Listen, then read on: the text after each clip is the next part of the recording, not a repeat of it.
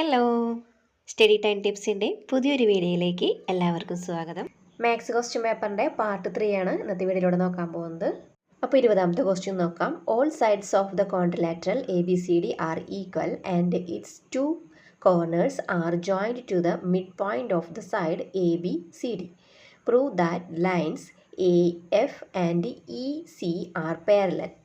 തന്നിരിക്കുന്ന ചിത്രത്തിൽ A B C D എന്ന് പറയുന്നത് ഒരു സമഭുജ സാമാന്ത്രികമാണ്, അതായത് ഒരു റോംബസ് ആണല്ലേ. അപ്പോൾ ഇതിൻ്റെ പ്രത്യേകത എന്ന് പറഞ്ഞാൽ എന്താ? എ ബി, അതേപോലെ തന്നെ ബി സി, അതേപോലെ സി ഡി, ഡി എ എന്ന് പറയുന്ന വശങ്ങളെല്ലാം തുല്യമായിരിക്കും. ക്വസ്റ്റ്യൻ പറഞ്ഞിരിക്കുന്നത് എ എഫ് ഇ സി എന്നീ വരകൾ സമാന്തരമാണെന്ന് തെളിയിക്കുക, പാരലലാണെന്ന് തെളിയിക്കാനാണ് പറഞ്ഞിരിക്കുന്നത്. അപ്പോൾ നമുക്കിവിടെ എ ഇ സി എഫ് എന്ന് പറയുന്നത് ഒരു സാമാന്തരികമാണ് അല്ലേ, ഒരു പാരലോഗ്രാമാണ്. അതിലെ എ ബി എന്ന് പറയുന്നതും അതേപോലെ സി ഡി അല്ലെങ്കിൽ ഡി സി എന്ന് പറയുന്ന ആ രണ്ട് ലൈനുകൾ പാരലലും ആണ്, അതേപോലെ അത് തുല്യമാണ്, അതെ അതിൻ്റെ നീളങ്ങളൊക്കെ തുല്യമാണ് അല്ലേ. അപ്പോൾ അതിൽ നിന്ന് നമുക്ക് പറയാം A E is equal to B E is equal to C F is equal to D F എന്ന് പറഞ്ഞ് എഴുതാം. ഇതെല്ലാതും ഈക്വൽ ആയിരിക്കുമല്ലോ. അങ്ങനെ വരുമ്പോൾ നമുക്ക് പറയാം എ എഫ് ഇ സി എന്ന് പറയുന്ന ആ രണ്ട് ലൈനുകളും പാരലാണെന്ന് പറയാം. രണ്ടാമത്തെ ക്വസ്റ്റ്യൻ പറഞ്ഞിരിക്കുന്നത് ഈ വരകൾ ബി ഡി എന്ന വികരണത്തെ 3 സമഭാഗങ്ങളാക്കുന്നു എന്ന് തെളിയിക്കുക. ഇതിൽ ബി ഡി എന്ന് പറയുന്ന വികരണം, അതായത് diagonal A F E C എന്ന് പറയുന്ന രണ്ട് വരകളെ കട്ട് ചെയ്തിട്ടാണ് പോയിരിക്കുന്നത് അല്ലേ. അപ്പോൾ ആ പോയിന്റിന് നമുക്ക് ആ കട്ട് ചെയ്തിരിക്കുന്ന ആ രണ്ട് ലൈനുകൾ തമ്മിൽ കൂട്ടിമുട്ടുന്ന പോയിന്റുകളെ നമുക്ക് പി എന്നും ക്യൂ എന്ന് പറഞ്ഞ് കൊടുക്കാം. അപ്പോൾ നമുക്ക് ഇവിടെ പറയാം P Q is equal to B Q, അതേപോലെ D P is equal to P Q എന്ന് പറഞ്ഞ് കൊടുക്കാം. അവിടെ അതിൻ്റെ കാരണങ്ങളൊക്കെ കൊടുത്തിട്ടുണ്ട് കേട്ടോ. അതായത് ത്രികോണം എ ബി പിയിൽ A E is equal to P E നമുക്ക് പറയാം എ പി എന്ന് പറയുന്ന ലൈനും ഇ ക്യൂ എന്ന് പറയുന്ന ലൈനും പാരലാന്ന് പറയാം, സമാന്തരമാണെന്ന് പറയാം. അതായത് ഏത് ത്രികോണത്തിലും ഒരു വശത്തിൻ്റെ സമാന്തരമായി മറ്റൊരു വശത്തിൻ്റെ മധ്യബിന്ദുവിലൂടെ വരയ്ക്കുന്ന വര മൂന്നാമത്തെ വശത്തെ കൂട്ടിമുട്ടുന്നതും അതിൻ്റെ മധ്യബിന്ദുവിലാണ്. ഇനി D P is equal to P ക്യൂയിൽ നമുക്ക് കൊടുക്കാം ത്രികോണം സി ഡി ക്യൂയിൽ D F is equal to C F. P F Q C എന്നീ വരകൾ പാരലലാണ്, സമാന്തരമാണ്. Therefore D P is equal to P Q is equal to B Q ആയിരിക്കും. ക്വസ്റ്റ്യൻ പറഞ്ഞിരിക്കുന്നത് ചിത്രത്തിൽ പി ക്യു ആർ എന്നിവ ത്രികോണം എ ബി സിയുടെ വശങ്ങളുടെ മധ്യബിന്ദുക്കളാണ്. എക്സ് വൈ സെഡ് എന്നിവ ത്രികോണം എ പി ആറിൻ്റെ വശങ്ങളുടെ മധ്യബിന്ദുക്കളാണ്. ത്രികോണം എക്സ് വൈ സെഡിൻ്റെ പരപ്പളവ് 3 ചതുരശ്ര സെൻറ്റിമീറ്റർ ആണ്. ത്രികോണം എ എക്സ് സെഡിൻ്റെ പരപ്പളവ് എത്ര? ഇവിടെ എക്സ് വൈ സെഡിൻ്റെ പരപ്പളവ് എന്ന് പറയുന്നത് 3 തന്നിട്ടുണ്ട് അല്ലേ. അപ്പോൾ അതിൻ്റെ തൊട്ടടുത്തുള്ള 3 ട്രയാങ്കിളുണ്ട്, ചെറിയ ചെറിയ ത്രികോണങ്ങളുണ്ട് അതിൻ്റെ തൊട്ടടുത്തുള്ളത്, ഞാൻ അടയാളപ്പെടുത്തി വെച്ചിട്ടുണ്ട്. അപ്പോൾ അതിൻ്റെ എല്ലാം പരപ്പളവ് എന്ന് പറയുന്നത് 3 ആയിരിക്കും. അതായത് ആ ലൈനിൻ്റെ എല്ലാം മിഡ് പോയിന്റിൽ നിന്നാണ് ആ സെൻറ്ററിലുള്ള എക്സ് വൈ സെഡ് എന്ന് പറയുന്ന ട്രയാങ്കിൾ വരച്ചിരിക്കുന്നത് അല്ലേ. അപ്പോൾ അതിൻ്റെ പരപ്പളവ് തന്നെയായിരിക്കും അതിൻ്റെ ചുറ്റുവട്ടത്തുള്ള ആ 3 ട്രയാങ്കിളിൻ്റെയും പരപ്പളവ് എന്ന് പറയുന്നത്, അതായത് 3 ചതുരശ്ര സെൻറ്റിമീറ്റർ തന്നെയാണ്. അടുത്ത ക്വസ്റ്റ്യൻ പറഞ്ഞിരിക്കുന്നത് സാമാന്തരികം എ പി ക്യു ആറിൻ്റെ പരപ്പളവ് എത്രയാണെന്ന് ചോദിച്ചിട്ടുണ്ട്. ഈ ഒരു സാമാന്തരികത്തിൻ്റെ ഉള്ളിൽ 2 ട്രയാങ്കിൾ ഉണ്ട് അല്ലേ. അതിൽ ആദ്യത്തെ ട്രയാങ്കിളിൻ്റെ ഉള്ളിൽ ഒരു 4 ചെറിയ ട്രയാങ്കിൾ ഉണ്ട്. ആ 4 ട്രയാങ്കിളിൻ്റെയും പരപ്പളവ് എന്ന് പറയുന്നത് 3 3 3 വെച്ചിട്ടാണ് അല്ലേ. അപ്പം 4 3 12. അപ്പോൾ ഒരു സൈഡിലുള്ള ആ ഒരു ട്രയാങ്കിളുടെ പരപ്പളവ് എന്ന് പറയുന്നത് 12 ആണ്. അപ്പോൾ മറ്റേ ട്രയാങ്കിളുടെ എത്ര വരും? 12 തന്നെ വരും. അപ്പോൾ 12 + 12 എന്ന് പറയുമ്പോൾ 24 ആണ് ആ ഒരു സാമാന്തരികത്തിൻ്റെ പരപ്പളവ് എന്ന് പറയുന്നത്. ക്വസ്റ്റ്യൻ പറഞ്ഞിരിക്കുന്നത് ത്രികോണം എ ബി സിയുടെ പരപ്പളവ് കണക്കാക്കാനാണ്. ഇവിടെ ആ വലിയ ത്രികോണം എ ബി സിയുടെ പരപ്പളവ് കാണാനാണ് പറഞ്ഞിരിക്കുന്നത്. അതിൻ്റെ ഉള്ളിൽ 4 ചെറിയ ട്രയാങ്കിളുകളുണ്ട് അല്ലേ. അതിൻ്റെ എല്ലാം പരപ്പളവ് എന്ന് പറയുന്നത് 12 ആണ്. അപ്പോൾ 4 12 വരുമ്പോൾ എന്ത് വരും? 48 ആണ് ആ വലിയ ത്രികോണത്തിൻ്റെ പരപ്പളവ് എന്ന് പറയുന്നത്. അപ്പോൾ അത് മനസ്സിലായിട്ടുണ്ടാവുമെന്ന് വിചാരിക്കണു. ഇനി കൂടുതൽ എക്സ്പ്ലനേഷൻ വേണ്ടവർക്ക് English medium Malayalam medium answer കൊടുത്തിട്ടുണ്ട് കേട്ടോ. അപ്പോൾ അത് നോക്കിയിട്ടൊന്ന് മനസ്സിലാക്കാം. 21ാമത്തെ ക്വസ്റ്റ്യൻ പറഞ്ഞിരിക്കുന്നത് draw A rectangle of perimeter 17 centimetres and sides in the ratio 4:3. അപ്പോൾ ഇതിൻ്റെ പിക്ചർ ഞാൻ നിങ്ങൾക്ക് കാണിച്ചു തരാം. അപ്പോൾ നിങ്ങൾ അതനുസരിച്ച് വരയ്ക്കാം കേട്ടോ.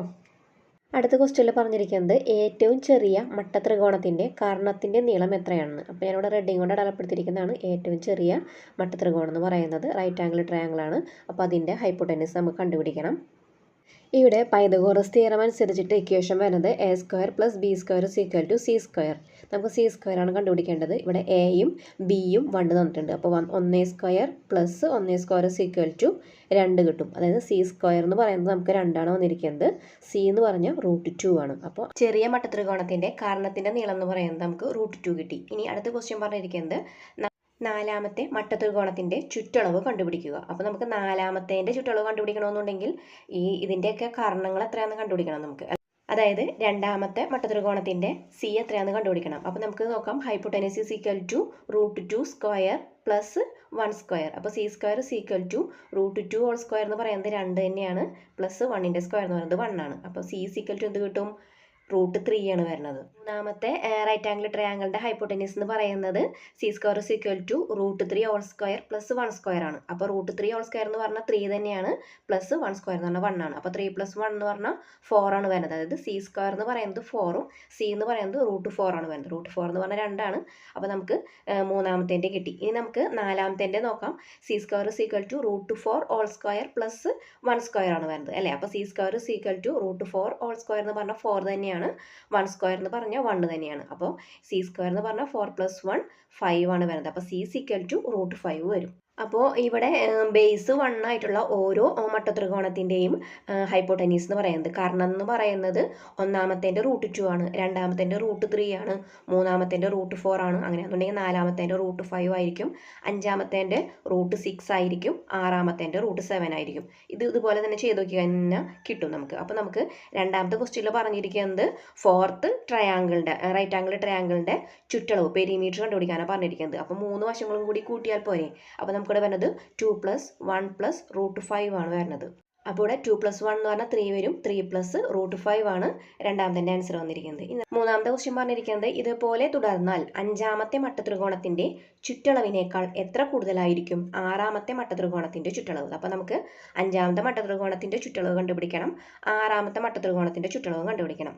അഞ്ചാമത്തേൻ്റെ ചുറ്റളവ് എന്ന് പറയുന്നത് √5 + 1 + √6 സെൻറ്റിമീറ്ററും, ആറാമത്തേൻ്റെ ചുറ്റളവ് പെരിമീറ്റർ എന്ന് പറയുന്നത് √6 + 1 + √7 ആണ്. ഇനി ഇവ തമ്മിലുള്ള ഡിഫറൻസ് വ്യത്യാസം കണ്ടുപിടിക്കണം. അതായത് ആറാമത്തെ ട്രയാങ്കിളിൻ്റെ ചുറ്റളവിൽ നിന്നും അഞ്ചാമത്തേത് കുറയ്ക്കാം. അപ്പോൾ നമുക്ക് 1 ക്യാൻസൽ ചെയ്ത് പോകും, √6ഉം ക്യാൻസൽ ചെയ്ത് പോകും. പിന്നെ ഇവിടെ വരുന്നത് √7 - √5 സെൻറ്റിമീറ്റർ ആണ്. നമുക്ക് √5ൻ്റെ വാല്യൂ ഓൾറെഡി അവിടെ ക്വസ്റ്റ്യൻ തന്നിട്ടുണ്ടെങ്കിലും √7ൻ്റെ അറിയാത്തതുകൊണ്ട് നമുക്ക് ഇതുപോലെ തന്നെ എഴുതിയാൽ മതി. അപ്പോൾ ഇതിൻ്റെ ആൻസർ വരുന്നത് √7 - √5 സെൻറ്റിമീറ്റർ ആണ്. 23ാമത്തെ ക്വസ്റ്റ്യൻ. 2 വർഷം മുമ്പ് അച്ഛൻ്റെ വയസ്സ് മകൻ്റെ വയസ്സിൻ്റെ 6 മടങ്ങായിരുന്നു. 2 വർഷത്തിനു ശേഷം അച്ഛൻ്റെ വയസ്സ് മകൻ്റെ വയസ്സിൻ്റെ 4 മടങ്ങാകും. അവരുടെ ഇപ്പോഴത്തെ പ്രായം എത്രയാണ്? അച്ഛൻ്റെയും മകൻ്റെയും വയസ്സ് നമുക്ക് അറിയാത്തതുകൊണ്ട് നമുക്കത് മകൻ്റെ വയസ്സ് എക്സും അച്ഛൻ്റെ വയസ്സെന്ന് പറയുന്നത് വൈ ആയിട്ട് എടുക്കാം. ഇപ്പോഴത്തെയാണ് നമ്മൾ പറയുന്നത്. അപ്പോൾ 2 വർഷം മുൻപാണെന്നുണ്ടെങ്കിലോ എക്സിൽ കൂടെ 2 മൈനസ് ചെയ്യണം അല്ലേ. അതേപോലെ തന്നെ അച്ഛൻ്റെ വയസ്സെന്ന് പറയുന്നത് വൈയിൽ നിന്നും 2 മൈനസ് ചെയ്യണം. ഇനി 2 വർഷം കഴിയുമ്പോഴാണെന്നുണ്ടെങ്കിലോ ഇപ്പോഴത്തെ വയസ്സിൻ്റെ കൂടെ 2 വയസ്സും കൂടി കൂടും അല്ലേ. അപ്പോൾ നമുക്ക് മകൻ്റെ വയസ്സെന്ന് പറയുന്നത് x+2 ആവും, അച്ഛൻ്റെ വയസ്സെന്ന് പറയുന്നത് y+2 ആവും. ഇത് പറഞ്ഞത് എല്ലാവർക്കും മനസ്സിലായിട്ടുണ്ടാകുമെന്ന് വിചാരിക്കുന്നു. അതായത് ഇപ്പോഴത്തെ വയസ്സ് എക്സ് ആയിട്ട് എടുക്കുകയാണെന്നുണ്ടെങ്കിൽ 2 വർഷം മുൻപാണെന്നുണ്ടെങ്കിൽ എക്സിൽ നിന്ന് 2 വയസ്സ് കുറവായിരിക്കും അല്ലേ. അതുകൊണ്ട് x-2 എഴുതി. ഇനി 2 വർഷം കഴിയുമ്പോൾ എന്ന് പറയുമ്പോൾ എക്സിൽ കൂടെ 2 കൂടാണ് ചെയ്യുന്നത്, അപ്പോൾ x+2. അതുപോലെ തന്നെയാണ് വൈയുടെ കാര്യം പറഞ്ഞിരിക്കുന്നത്. ഇനി നമുക്ക് ഇവിടെ അടുത്ത് പറഞ്ഞത് നോക്കാം. ഇനി നമുക്ക് ക്വസ്റ്റ്യനിൽ പറഞ്ഞിട്ടുള്ള കാര്യങ്ങളൊക്കെ നോക്കാം. 2 വർഷം മുമ്പ് അച്ഛൻ്റെ വയസ്സ് മകൻ്റെ വയസ്സിൻ്റെ 6 മടങ്ങായിരുന്നു. അപ്പോൾ 2 വർഷം മുമ്പെന്ന് പറയുമ്പോൾ അച്ഛൻ്റെ വയസ്സ് എന്ന് പറയുന്നത് എത്രയാണ് പറഞ്ഞിരിക്കുന്നത്? മകൻ്റെ വയസ്സിൻ്റെ 6 മടങ്ങ്. അപ്പോൾ അച്ഛൻ്റെ വയസ്സെന്ന് പറയുമ്പോൾ y-2 ആണ് അല്ലേ. 2 വർഷം മുമ്പത്തെ കാര്യമാണ് പറയുന്നത്. y-2 = മകൻ്റെ വയസ്സിൻ്റെ 6 മടങ്ങ്. മകൻ്റെ വയസ്സെന്ന് പറയുന്നത് x-2 ആണ്. അതിൻ്റെ 6 മടങ്ങ് എന്ന് പറയുമ്പോൾ 6 × x-2. അതിനെ y-2 = 6x - 6 × 2 12 അങ്ങനെ എഴുതാം. അതിന് ശേഷം y-2ലെ -2നെ നമുക്ക് റൈറ്റ് സൈഡിലേക്ക് കൊണ്ടുവരുമ്പോൾ +2 ആയിട്ട് മാറും. അപ്പോൾ y = 6x - 12 + 2 എന്ന് വരും. അപ്പോൾ നമുക്ക് 12ൽ നിന്നും 2 കുറയ്ക്കുമ്പോൾ 10 ആണ് വരുന്നത്. അപ്പോൾ y = 6x - 10. ചിഹ്നം വരുന്നത് ഏതാ വരുന്നത്? സൈൻ വരുന്നത് മൈനസ് ആണ് വരുന്നത്. അപ്പോൾ നമുക്ക് y = 6x - 10 എന്ന് കിട്ടും. അത് നമുക്ക് ഇക്വേഷൻ 1 ആയിട്ട് എടുക്കാം. അപ്പോൾ നമ്മൾ 2 വർഷം മുൻപത്തെ കാര്യം പറഞ്ഞു. ഇനി അടുത്ത് നോക്കാനുള്ളത് 2 വർഷത്തിനു ശേഷം അച്ഛൻ്റെ വയസ്സ് മകൻ്റെ വയസ്സിൻ്റെ 4 മടങ്ങാകുന്നു. അപ്പോൾ അച്ഛൻ്റെ വയസ്സ് എന്ന് പറയുന്നത് y+2 ആണ് അല്ലേ. മകൻ്റെ വയസ്സിൻ്റെ 4 മടങ്ങ്. മകൻ്റെ വയസ്സെന്ന് പറയുന്നത് 2 വർഷം കഴിയുമ്പോൾ എത്രയാണ്? x+2 ആണ്. അതിൻ്റെ 4 മടങ്ങ്. അപ്പോൾ 4 × x+2 എന്ന് വരും. അതിന് നമുക്ക് അങ്ങനെ എഴുതാം. y+2 = 4x + 8. അപ്പോൾ നമുക്ക് y = എന്ത് വരും? 4x + 8. ലെഫ്റ്റ് സൈഡിലെ +2 എന്ന് പറയുന്നത് റൈറ്റ് സൈഡിലേക്ക് പോകുമ്പോൾ -2 ആയിട്ട് മാറും. അപ്പോൾ നമുക്ക് 8ൽ നിന്നും 2 മൈനസ് ചെയ്യുമ്പോൾ 6 കിട്ടും. അപ്പോൾ നമുക്ക് രണ്ടാമത്തെ ഇക്വേഷൻ വരുന്നത് y = 4x പ്ലസ് 6 എന്ന് കിട്ടും. ഇവിടെ നമുക്ക് രണ്ട് ഇക്വേഷൻ കിട്ടിയിട്ടുണ്ട്. y equal to 6x minus 10 എന്ന് പറയുന്നത് ഒന്നാമത്തെ ഇക്വേഷനും y equal to 4x plus 6 എന്ന് പറയുന്ന രണ്ട് ഇക്വേഷനും രണ്ടാമത്തെ ഇക്വേഷനും കിട്ടിയിട്ടുണ്ട്. ഇനി നമുക്ക് ഒന്നിൽ നിന്നും 2 മൈനസ് ചെയ്യാം. അപ്പോൾ y എന്ന് പറയുന്ന ഭാഗം 0 ആയിട്ട് പോയി. 6ൽ നിന്നും 4 കുറയ്ക്കുമ്പോൾ 2 വരും. അപ്പോൾ 2x മൈനസ് പിന്നെ വരുന്നത് മൈനസ് 10 മൈനസ് പ്ലസ് 6 ആണ് വരുന്നത്. അപ്പോൾ നമുക്ക് എന്ത് ചെയ്യണം? രണ്ടും കൂടിയും ആഡ് ചെയ്തിട്ട് വലുതിൻ്റെ ചിഹ്നം കൊടുക്കണം. അപ്പോൾ മൈനസ് 16 കിട്ടും. അപ്പോൾ റൈറ്റ് സൈഡിലുള്ള 2x ഞാൻ ലെഫ്റ്റ് സൈഡിലേക്ക് കൊണ്ടുവന്നു. 2x ഈക്വൽ ടു 16 കിട്ടും. എക്സ് ഈക്വൽ ടു 16/2 8 കിട്ടുന്നത്. അപ്പോൾ നമുക്കിവിടെ എക്സിൻ്റെ വാല്യൂ കിട്ടി. ഇനി ഈ എക്സിൻ്റെ വാല്യൂ നമുക്ക് ഒന്നാമത്തെ ഇക്വേഷനിലോ രണ്ടാമത്തെ ഇക്വേഷനിലോ സബ്സ്റ്റിറ്റ്യൂട്ട് ചെയ്യാം. അപ്പോൾ ഞാനിവിടെ ഒന്നാമത്തെ ഇക്വേഷനിലാണ് സബ്സ്റ്റിറ്റ്യൂട്ട് ചെയ്യണത്.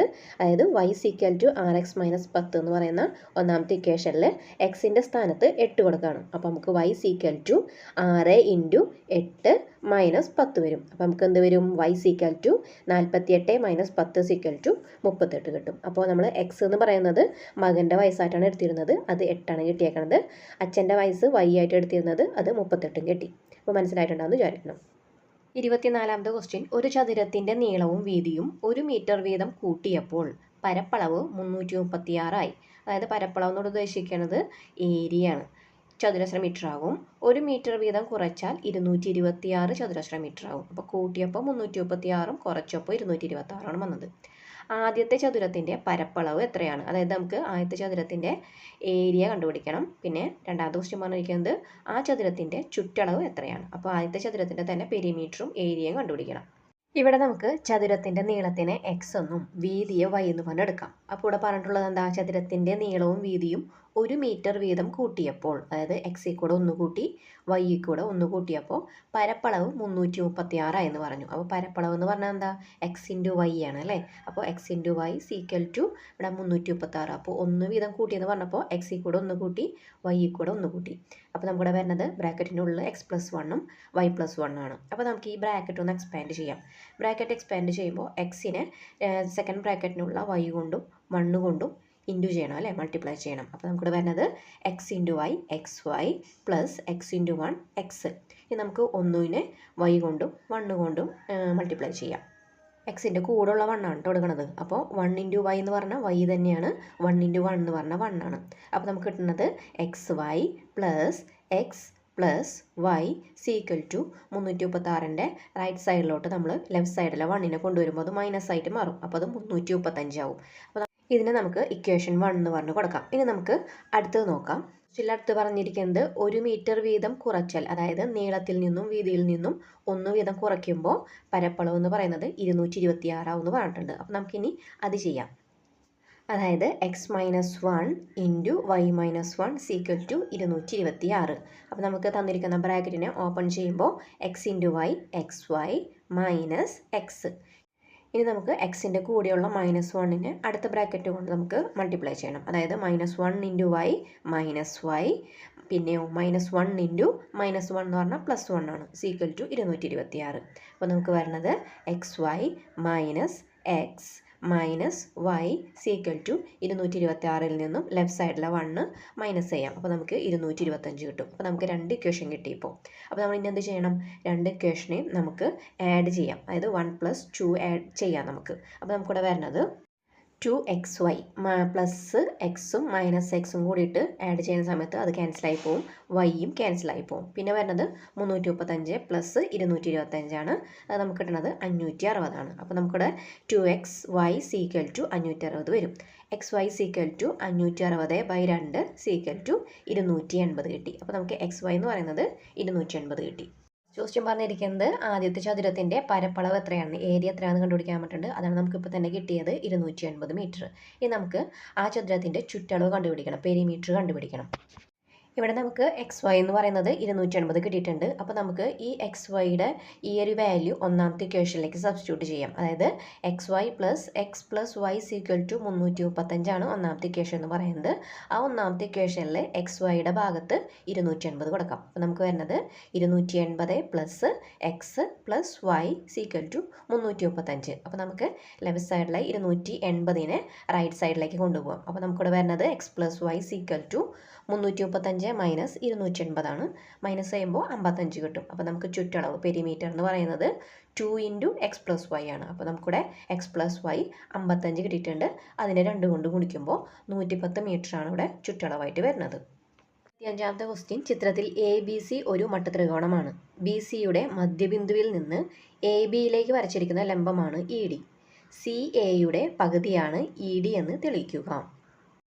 ഇവിടെ തന്നിരിക്കുന്ന ചിത്രത്തിൽ എ സി എന്ന് പറയുന്ന ആ ഒരു ലൈനും അതേപോലെ തന്നെ ഡി ഇ എന്ന് പറയുന്ന ലൈനും പാരലലായിട്ടാണ് വരച്ചിരിക്കുന്നത് അല്ലേ, അതായത് സമാന്തരമായിട്ടാണ് വരച്ചിരിക്കുന്നത്. അപ്പോൾ അവിടെയുള്ള ആംഗിൾ എ എന്ന് പറയുന്നത് കോൺ എ എന്ന് പറയുന്നതും അതേപോലെ തന്നെ കോൺ ഡി എന്ന് പറയുന്നതും 90 ഡിഗ്രിയാണ് അല്ലേ. തന്നിരിക്കുന്ന ചിത്രത്തിൽ നിന്ന് നമുക്കത് മനസ്സിലാവും. എ ബി എന്ന് പറയുന്ന ആ ഒരു ലൈനിൻ്റെ മിഡ് പോയിൻ്റ് ആണ് ഡി എന്ന് പറയുന്ന ഒരു പോയിന്റ് അല്ലേ. അപ്പോൾ നമുക്ക് പറയാം എ ഡിയും ബി ഡിയും തുല്യമായിരിക്കില്ലേ. അപ്പോൾ നമുക്കവിടെ എഴുതാം A D is equal to B D എന്ന് പറയാം. അപ്പോൾ നമുക്ക് ഇതിൽ നിന്ന് പറയാം സി എ എന്ന് പറയുന്ന ആ ഒരു ലൈനിൻ്റെ പകുതിയാണ് ഇ ഡി എന്ന് പറയുന്ന ലൈൻ. അതായത് ഒരു ത്രികോണത്തിൻ്റെ 2 വശങ്ങളുടെ മധ്യബിന്ദുക്കൾ അതായത് മിഡ് പോയിന്റ് യോജിപ്പിച്ച് വരയ്ക്കുന്ന വരയുടെ നീളം 3ാമത്തെ വശത്തിൻ്റെ പകുതിയാണെന്ന്. അതായത് നമുക്ക് എ ബി സി എന്ന് പറയുന്ന ആ ഒരു ത്രികോണത്തിന് എടുക്കുകയാണെന്നുണ്ടെങ്കിൽ സി ബി അല്ലെങ്കിൽ ബി സി എന്ന് പറയുന്ന ആ ഒരു ഭാഗത്തിൻ്റെ മിഡ് പോയിന്റ് മധ്യബിന്ദുവാണ് ഇ എന്ന് പറയുന്നത്. അതുപോലെ എ ബി എന്ന് പറയുന്ന ആ ഒരു ഭാഗത്തിൻ്റെ മധ്യബിന്ദുവാണ് ഡി. ഈ 2 പോയിന്റുകളെ തമ്മിൽ ചേർത്ത് നമ്മളൊരു വര വരയ്ക്കുകയാണെന്നുണ്ടെങ്കിൽ അത് സി എ എന്ന് പറയുന്ന ലൈനിൻ്റെ പകുതിയായിരിക്കും എന്നോട് പറഞ്ഞിരിക്കുന്നത്.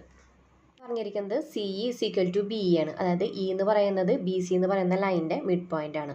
3ാമത്തെ ക്വസ്റ്റ്യൻ പറഞ്ഞിരിക്കുന്നത് ഒരു മട്ടത്രികോണത്തിൻ്റെ പരിവൃത്ത കേന്ദ്രം കർണത്തിൻ്റെ മധ്യബിന്ദുവാണെന്ന് തെളിയിക്കുക. അപ്പോൾ തന്നിരിക്കുന്ന ട്രയാങ്കിളിൻ്റെ ആ ആംഗിളുകളെ ടച്ച് ചെയ്തുകൊണ്ടാണ് നമ്മൾ പരിവൃത്തം വരയ്ക്കാറ് അല്ലേ, അതായത് സർക്കിൾ വരയ്ക്കാറ്. അപ്പോൾ അതിൻ്റെ സെൻറ്റർ എന്ന് പറയുന്നത് ആ ഒരു മട്ടത്രികോണത്തിൻ്റെ ഹൈപ്പോട്ടനസിലായിരിക്കും അതിൻ്റെ സെൻറ്റർ വരുന്നത്. അതായത് ആ ഒരു കർണത്തിലായിരിക്കും ആ ഒരു വൃത്തത്തിൻ്റെ സെൻറ്റർ വരുന്നത്. അപ്പോൾ നമുക്ക് എയിൽ നിന്നും ഇയിലേക്ക് ഒരു ലൈൻ വരച്ചതിനെ യോജിപ്പിക്കാം. അപ്പോൾ നമുക്ക് A is equal to B എന്ന് പറയാം. ഇവിടെ നമുക്ക് നോക്കാനുണ്ടെങ്കിൽ എ എന്ന് പറയുന്ന ആംഗിളും അതേപോലെ ഡി എന്ന് പറയുന്ന ആംഗിളും 90 ഡിഗ്രിയാണ് വരുന്നത് അല്ലേ.